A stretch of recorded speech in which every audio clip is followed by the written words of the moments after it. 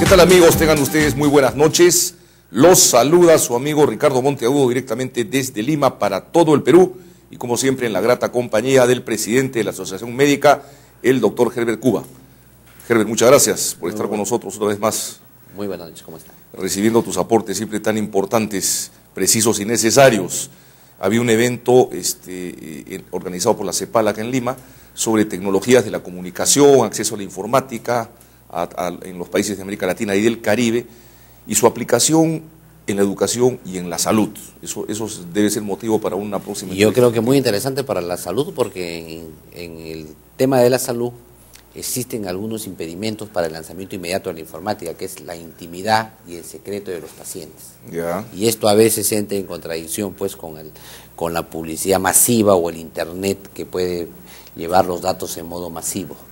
Y ese riesgo hay que cubrirlo con una legislación adecuada o con mecanismos tecnológicos del encriptamiento y todas esas cosas. De todos modos, no deja de ser pues algo apasionante, sobre todo en la fase del diagnóstico, ¿no? Es decir, cómo puede haber la telemedicina, el apoyo de servicios de laboratorio a distancia de otros países. Yo creo que ese es un campo totalmente apasionante. La interconexión entre hospitales y postas médicas, digamos. Así es, la interconexión entre hospitales, entre laboratorios de la capital con laboratorios de provincia, entre opiniones de destacados médicos o reputados médicos de Lima o del extranjero, con médicos, por ejemplo, de provincias.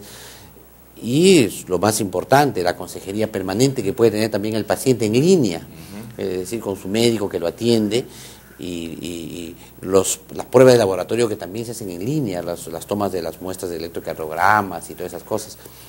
Y el otro tema que se avanza también es en el campo de la historia clínica electrónica, es decir, que toda la información pueda ser vista en todo el Perú, desde una simple tarjeta magnética o de un terminal de una computadora de un hospital que puede ver toda la información que se tiene en Andahuaylas, se tiene en Cusco, se tiene en Piura, sin necesidad de desplazar ni pedir absolutamente nada.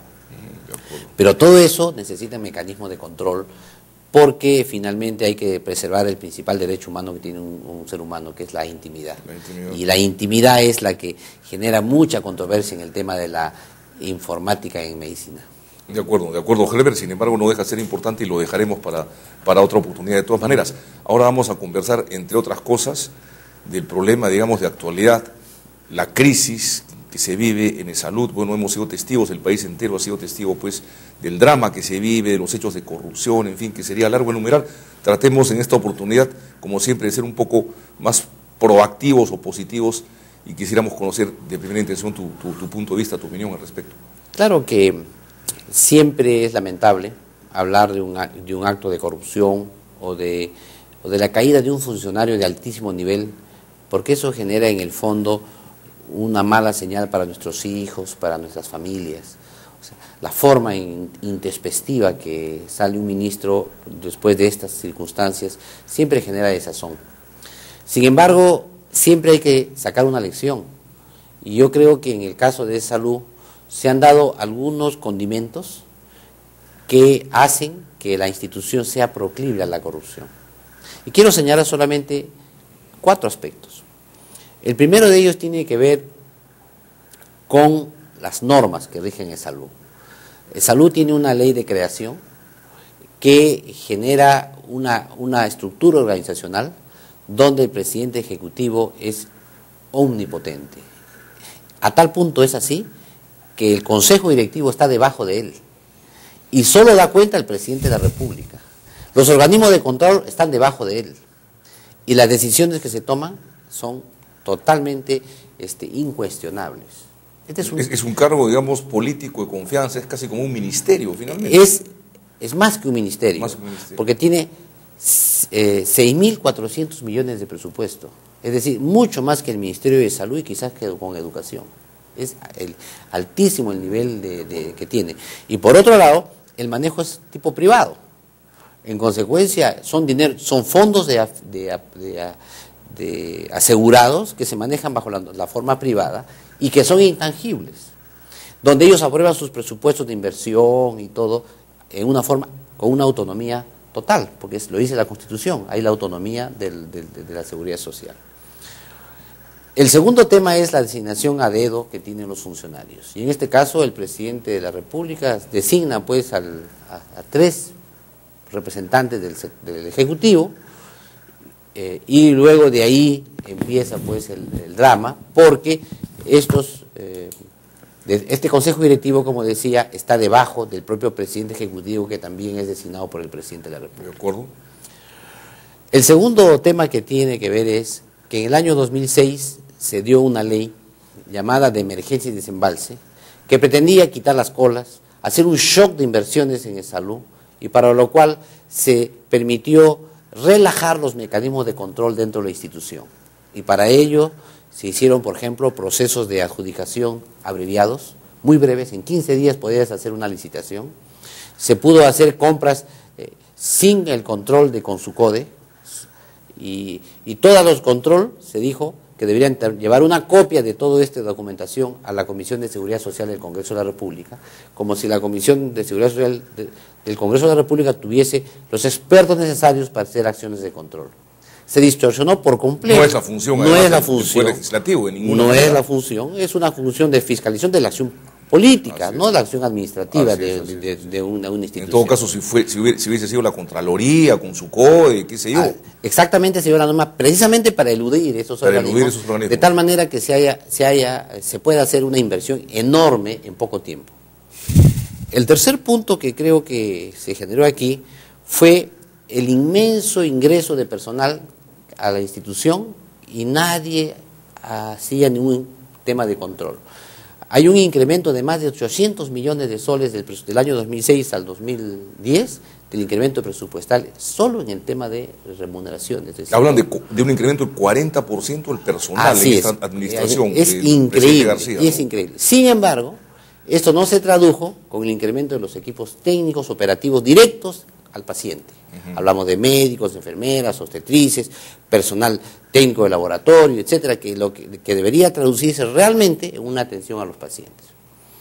Y el cuarto tema es que se hizo oídos sordos a una serie de quejas que venían desde los pacientes.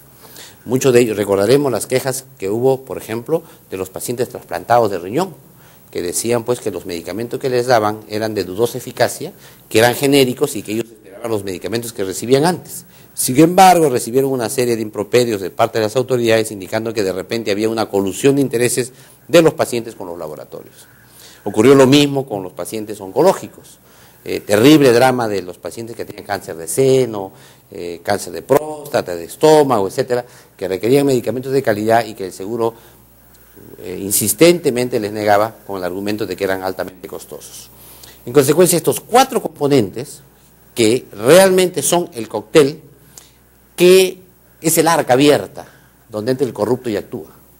No, tiene que haber una organización proclive a la corrupción, que está generalmente dado por normas muy flexibles como la que tenemos, o a veces ausencia de normas. Y esto genera, con la participación de un elemento que no tiene una moral muy sólida, posibilidades pues de hacer corrupción. Y esto es lo que ha ocurrido, porque obviamente, ¿quién podría decirle al señor omnipotente, esto te corresponde, esto no te corresponde? Si él no tenía límites de tanto poder que tiene dentro de la institución. ¿Qué hay que hacer?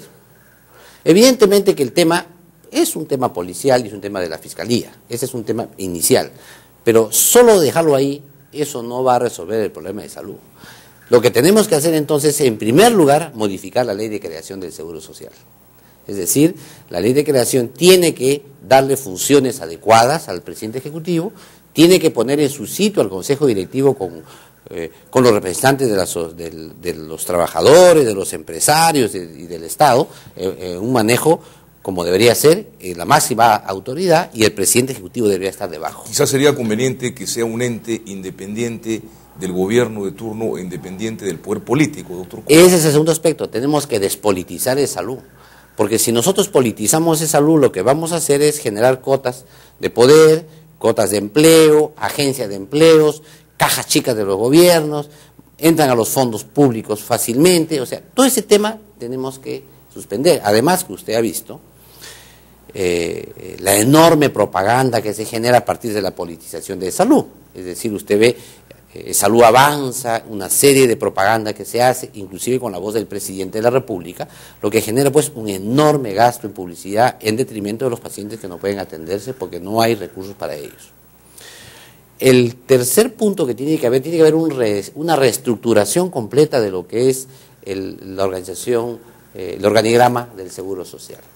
De tal manera que todas las funciones sean rediseñadas en función realmente de las necesidades de la población. Hablamos de las gerencias, las sugerencias, etcétera, de tal manera que esto obedezca a una nueva estructura que tenga una gestión colectiva y no de un solo hombre como tenemos el día de hoy.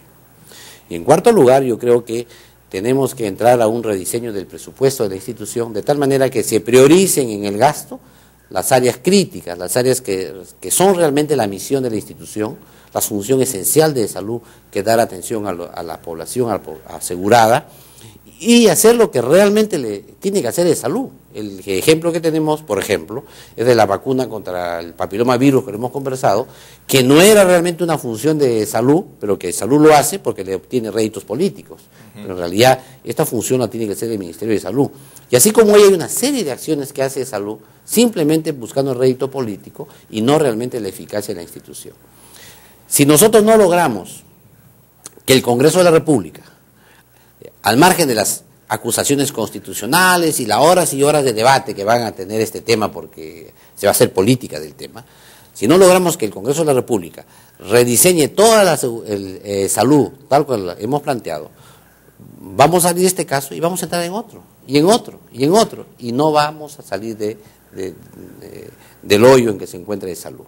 Y además tenemos que publicitar en una página web todos los actos administrativos, sobre todo en el gasto, en la ejecución presupuestal de salud, desde el año 2006 a la fecha, porque han sido hechos al amparo de una legislación especial solo para el salud, abreviando y eludiendo controles que normalmente tienen todas las instituciones del Estado. Hay que modificar entonces nuevamente los sistemas de adquisición. Hay que modificar y reformar definitivamente, creando y mejorando los controles que se tiene que tener una institución.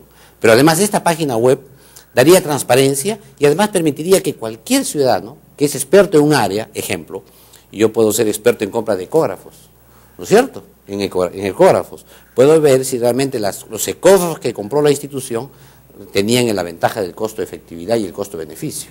Otro señor será experto en construcciones. Un ingeniero civil desde su casa puede entrar a su computadora y puede observar si las construcciones que ha hecho el hospital, los hospitales y todas las construcciones y remodelaciones que ha hecho el salud realmente se ajustaban al estándar y a los gastos. Un experto en medicamentos. Un experto en medicamentos de idéntica manera y da sus sugerencias, y precisamente porque va a ser imposible que el Congreso o la Fiscalía pueda revisar miles y miles de expedientes de actos administrativos en ejecución presupuestal que ha tenido de salud desde el 2006 a la fecha al amparo de esta